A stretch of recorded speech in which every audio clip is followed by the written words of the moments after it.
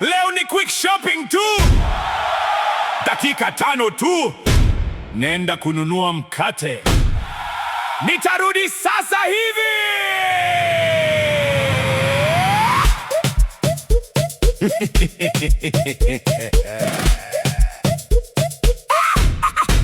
Nilingia supermarket nikisema sitachelewa, mkate tu, maziwa kidogo, lakini niliona offer.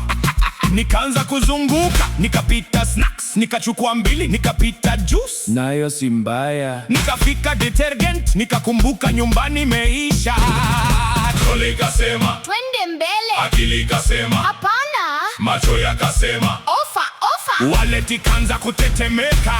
Nilikuwa nataka mkate, Nikatoka na blanket. Nilikuwa nataka maziwa, nikatoka na microwave. Wallet yangu ikaniuliza, tulikukosea nini? paka resiti kafika chini. Nikaanza kusoma kama novel.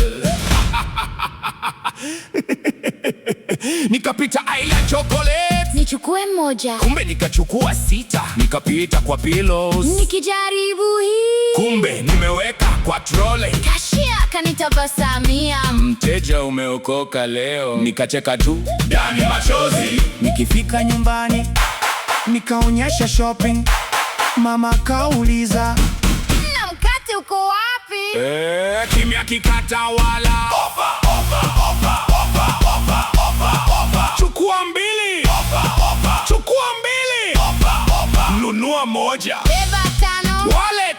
Pole sana. Nilikuwa nataka mkate, Nikatoka na blanket. Nilikuwa nataka tissue, nikatoka na TV stand. wallet ikalia, kadi kanyamaza, M-Pesa kajificha. Lakini bado wiki ijayo nitarudi tena.